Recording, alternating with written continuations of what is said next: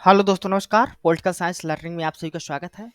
हम लोग MPPSC assistant professor political science का जो 4 अगस्त 2024 को एग्जाम हुआ था, उसके पेपर का एनालिसिस कर रहे हैं, जिसमें आज हम लोग सेट ए जो है उसका जो है एनालिसिस करेंगे। ठीक ना। तो पहला क्वेश्चन है, निम्नलिखित में से कौन नव यथार्थवाद के सिद्धांत के प्रणेता थे? तो आपके केनेथ वाल्ट्ज थे। अंतरराष्ट्रीय राजनीति में कौन सी विशेषता साधारण तौर पर विचारधारा से जुड़ी नहीं है? तो सभी देशों द्वारा स्वाभाविक रूप से स्वीकृत नहीं होती कोई भी विचारधारा। ठीक ना। सी नंबर जो आपका ऑप्शन है ये करेक्ट होगा।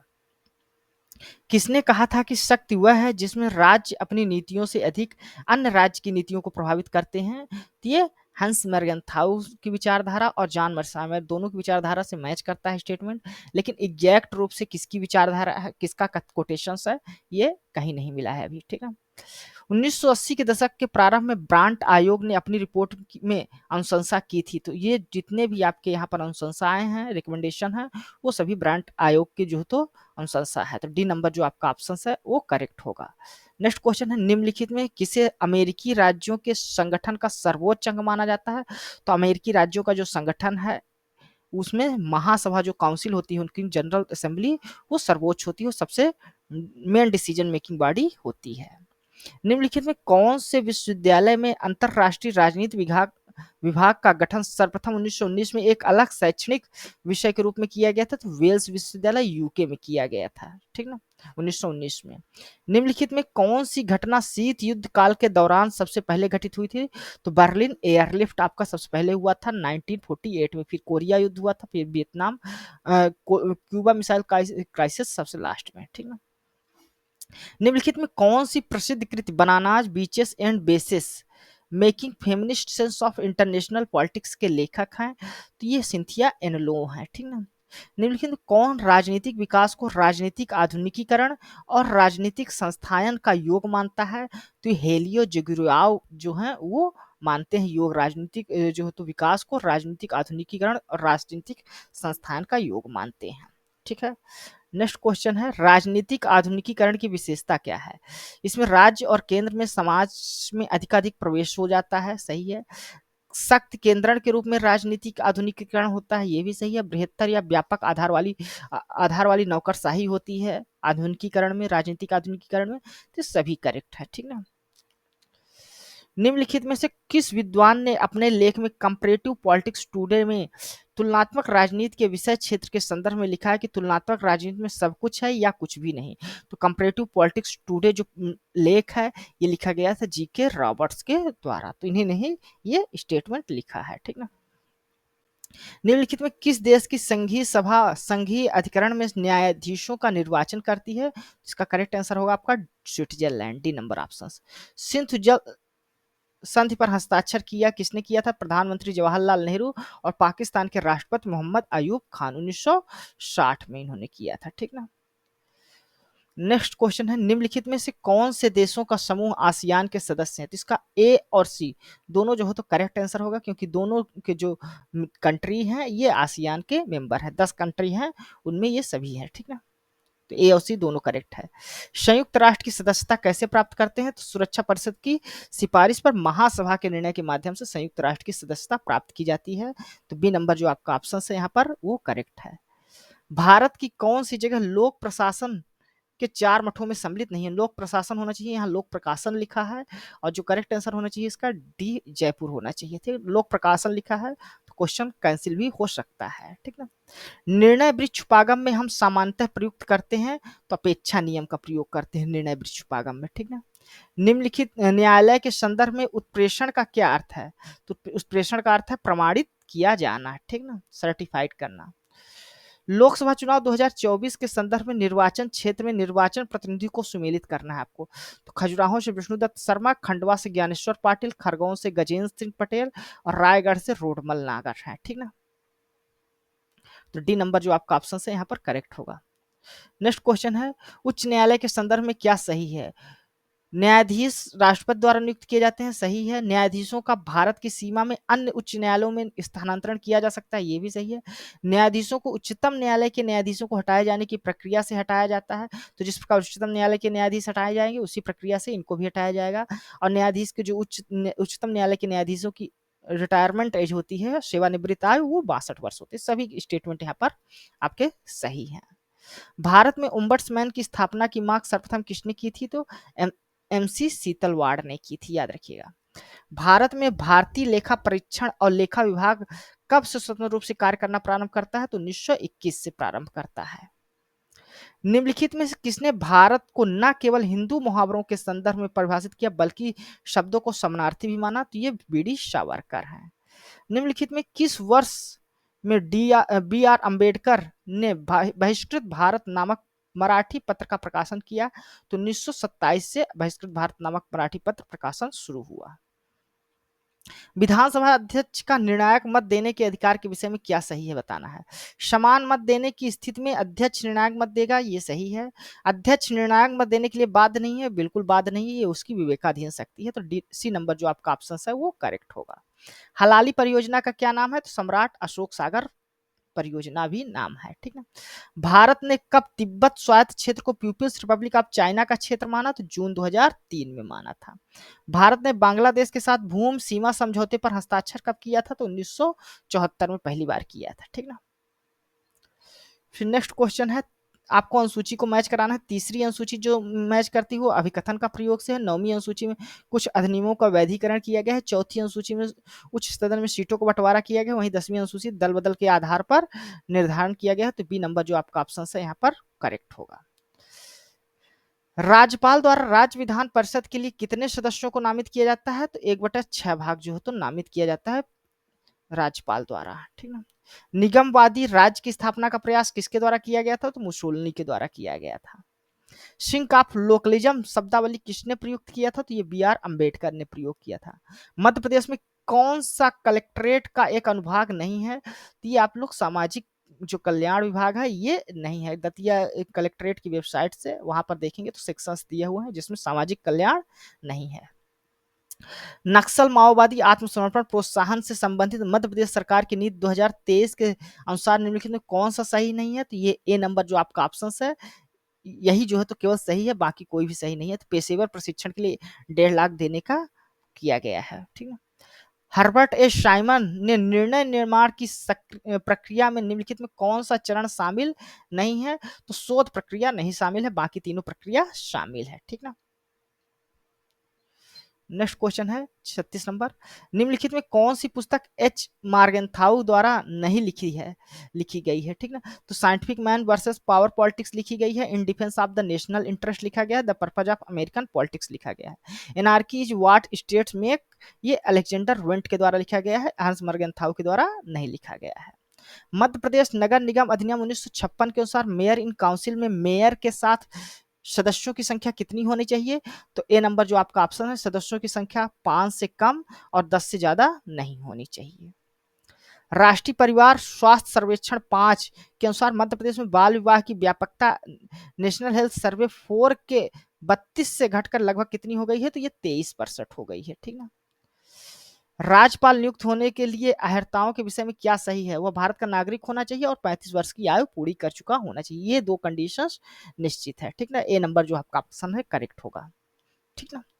यदि विधानसभा के अध्यक्ष और उपाध्यक्ष का पद रिक्त है तो सदन की बैठक की अध्यक्षता कौन करेगा? तो यदि पद रिक्त हो जाता है तो राज्यपाल के द्वारा जो नियुक्त व्यक्ति होता है उसके द्वारा किया जाता है।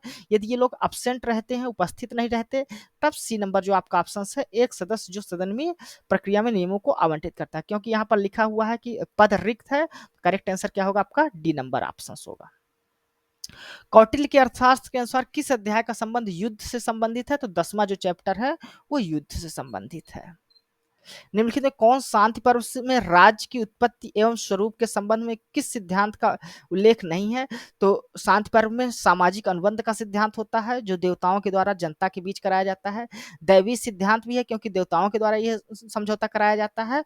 और राज्य का अवयवी स्वरूप यह ऑर्गेनिक वहाँ कई अंगों में विभाजित है, तो ये भी सही है। यहाँ शक्ति या बल के आधार पर उसका सिद्धांत का उल्लेख नहीं मिलता शांति पर्व में, ठीक ना। नेक्स्ट क्वेश्चन है, वर्ष 1824 में निम्नलिखित में कौन सा त्रैमासिक अंग्रेजी प्रकाशन जेरेमी बेंथम के द्वारा प्रारंभ किया गया था? तो वेस्टमिनिस्टर रिव्यू प्रारंभ किया गया था। निम्नलिखित में कौन सी पुस्तक जॉन स्टुअर्ट मिल के द्वारा नहीं लिखी गई है? तो the origin of family private property and state, ये हीगल्स के द्वारा लिखी गई है, ना कि जॉन स्टुअर्ट मिल के द्वारा, ठीक ना।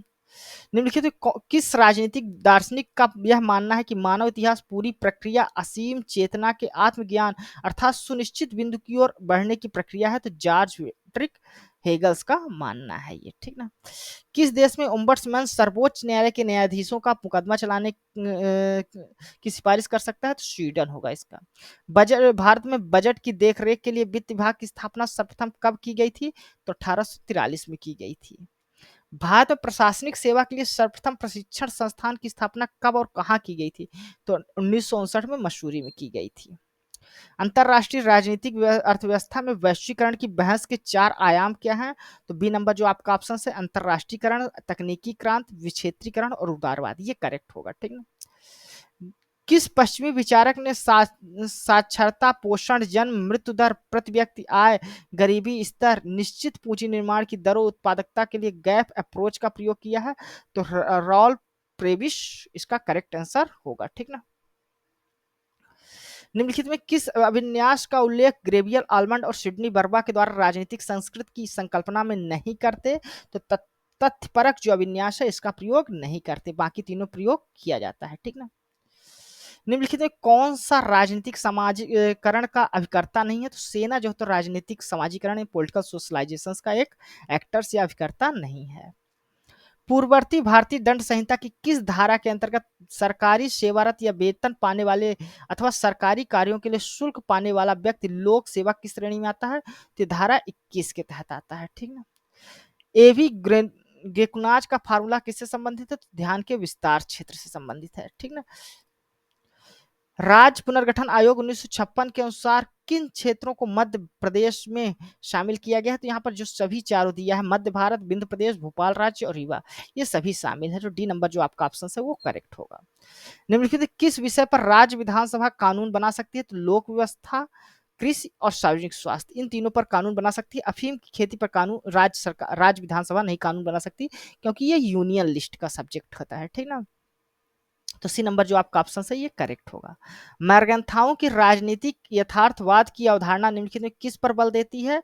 तो मानव स्वभाव में निहित राजनीतिक वस्तुनिष्ठ नियम पर जो तो अपना बल देती है। मैर्गेंथाउ की राजनीतिक यथार्थवाद की जो अवधारणा है।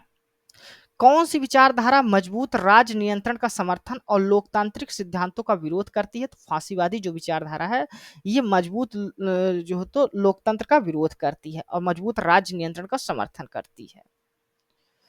निम्नलिखित में कौन सा राष्ट्रीय हित का सबसे महत्वपूर्ण कार्य है? तो राष्ट्रीय हित का महत्वपूर्ण कार्य है राष्ट्रीय सुरक्षा सुनिश्चित करना।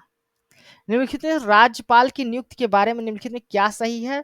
तो जो राज्यपाल है वो भारत के किसी भी नागरिक को राष्ट्रपति के केवल हस्ताक्षर के द्वारा राज्यपाल नियुक्त किया जा सकता है, यही सही नहीं है, बाकी सभी सही है। जो राष्ट्रपति राज्यपाल के द्वारा नियुक्त होता है सही है।